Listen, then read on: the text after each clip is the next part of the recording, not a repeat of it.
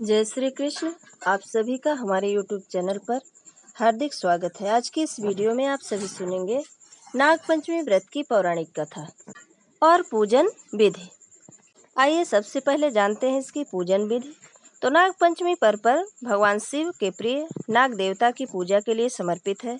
पूजन के लिए घर के दरवाजे के दोनों तरफ नाग की 8 आकृतियां बनाकर हल्दी, रोली, चंदन, चावल, घी, कच्चा दूध, फूल एवं जल चढ़ाकर नाग देवता की पूजा करें। इस दिन एक दिन पूर्व बनाए गए भोजन का भोग लगाने का विधान है। इसके अलावा शिवालयों में भगवान शिव के गले की शोभा बढ़ाने वाले तांबे के नाग की भी पूजा की जाती है। पूजन के बाद नाग देवता की आरती करें और वहीं बैठकर नाग पंचमी की कथा पढ़ें। मान्यता है कि नाग पंचमी पर सांपों को दूध चढ़ाने से अक्षय पुण्य की प्राप्ति होती है। साथ ही नाग देवता की पूजा से घर में धन का आगमन होता है। नाग देवता की पूजा के साथ भगवान शिव की भी पूजा करनी चाहिए। इस दिन रुद्राभिषेक कराने से शुभ फलों की प्राप्ति होती है। धार्मिक मान्यताओं के अनुसार नाग पंचमी के दिन नाग देवता की आराधना करने से भक्तों को उनका आशीर्वाद प्राप्त होता है और सर्प दोष से मुक्ति मिलती है। नाग पंचमी के दिन अनंत, वासुकी, पद्म, महापद्म, तक्षक, कुलीर, करकट और शंख नामक अष्ट नागों का ध्यान कर पूजा करें। इसके बाद नाग देवता से घर में सुख शांति और सुरक्षा की प्रार्थना करें। अब आइए सुनते हैं पौराणिक कथा। इसके अनुसार अर्जुन के पौत्र और राजा परीक्षित के पुत्र जन्मेजय ने सर्पों से बदला लेने और नाग वंश के विनाश के लिए एक नाग यज्ञ किया, क्योंकि उसके पिता राजा परीक्षित की मृत्यु तक्षक नामक सर्प के काटने से हुई थी।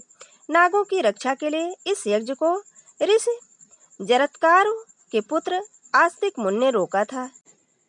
उन्होंने सावन की पंचमी वाले दिन ही नागों को यज्ञ में जलने से रक्षा की थी और इनके जलते हुए शरीर पर दूध की धार डालकर इनको शीतलता प्रदान की थी। उसी समय नागों ने आस्तिक मुनि से कहा कि पंचमी को जो भी मेरी पूजा करेगा उसे कभी भी नागदंश का भय नहीं रहेगा। तभी से पंचमी तिथि के दिन नागों की पूजा की जाने लगी। जिस दिन इस यज्ञ को रोका गया उस दिन श्रावण मास की शुक्ल पक्ष की पंचमी तिथि थी एवं तक्षक नाग व उसका शेष बचा वंश विनाश से बच गया था। तभी से नाग पंचमी पर्व पर नागों की पूजा करने का विधान है। एक अन्य पौराणिक कथा के अनुसार एक सेठ जी के 7 पुत्र थे। 7 के विवाह हो चुके थे। सबसे छोटे पुत्र की पत्नी श्रेष्ठ चरित्र, विदुषी और सुशील थी, परंतु उसके भाई नहीं था। एक दिन बड़ी बहू ने घर लेपने को पीली मिट्टी लाने के लिए सभी बहुओं को साथ चलने को कहा, तो सभी डलिया और खुरपी लेकर मिट्टी खोदने लगी। तभी वहां एक सर्प निकला, जिसे बड़ी बहू खुरपी से मारने लगी। यह देखकर छोटी बहू ने उसे रोकते हुए कहा, मत मारो इसे, यह बेचारा निरपराध है। यह सुनकर बड़ी बहू ने उसे नहीं मारा। तब सर्प एक ओर जा बैठा। तब छोटी बहू ने उसे कहा, हम अभी लौट कर आते हैं, तुम यहाँ से जाना मत। यह कहकर वह सबके साथ मिट्टी लेकर घर चली आई और वहाँ काम काज में फंसकर सर्प से जो वादा किया था उसे भूल गई।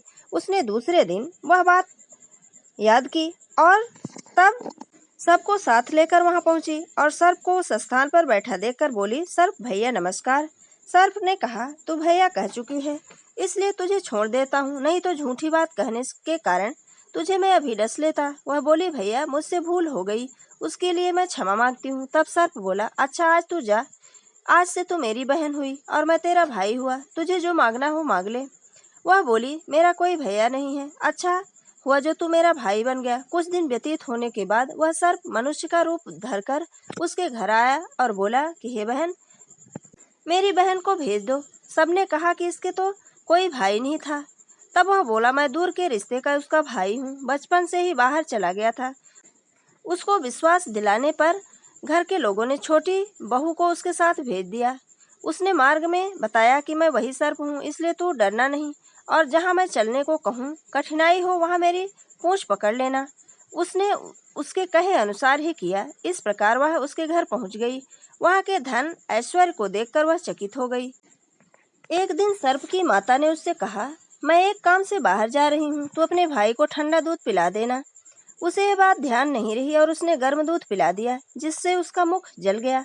यह देखकर सर्प की माता बहुत क्रोधित हुई, परंतु सर्प के समझाने पर चुप हो गईं। तब सर्प ने कहा कि बहन को अब उसके घर भेज देना चाहिए। तब सर्प और उसके पिता ने उससे बहुत सारा सोना चांदी, जवाहरात, वस्त्र, आभूषण देकर उसे विदा किया। इतना ढेर सारा धन देखकर बड़ी बहू ने ईर्ष्या से कहा, भाई तो बड़ा धनवान है, तुझे तो उससे और भी धन लाना चाहिए। सर्प ने यह वचन सुना तो सब वस्तुएं सोने की लाकर दे दी।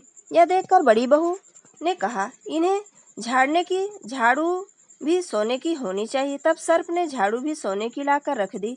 सर्प ने छोटी बहू को हीरा मणियों का एक अद्भुत हार दिया। उसकी प्रशंसा उस देश में रानी ने भी सुनी और वहां राजा से बोली कि सेठ की छोटी बहू का हार यहाँ आना चाहिए। राजा ने मंत्री को हुक्म दिया कि उससे वह लाकर शीघ्र ही वहां उपस्थित कर दे। मंत्री ने सेठ जी से जाकर कहा कि महारानी जी ने छोटी बहू का हार पहनने के लिए कहा है, वह उससे लेकर मुझे दे दो। सेठ जी ने डर के कारण छोटी बहू से हार मांग कर दे दिया। छोटी बहू को यह बात बहुत बुरी लगी।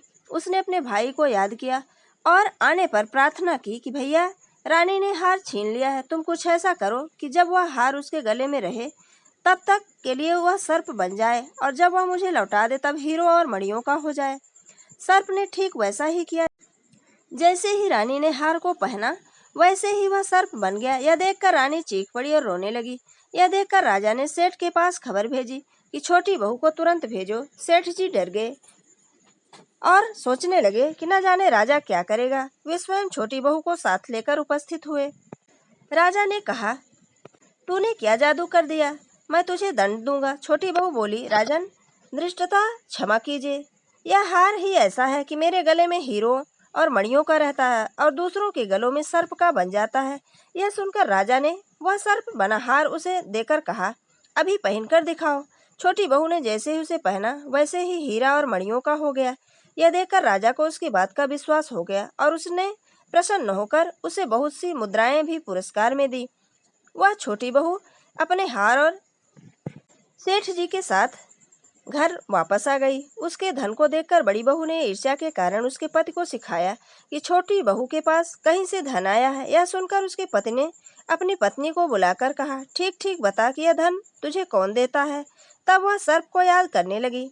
तब उसी समय सर्प ने प्रकट होकर कहा कि यदि मेरी धर्म बहन के आचरण पर संदेह प्रकट करोगे तो मैं उसे खा लूंगा। यह सुनकर छोटी बहू का पति बहुत प्रसन्न हुआ और उसने सर्प देवता का बड़ा सत्कार किया। उसी दिन से नाग पंचमी का त्योहार मनाया जाता है और स्त्रियां सर्प को भाई मानकर उसकी पूजा करती हैं।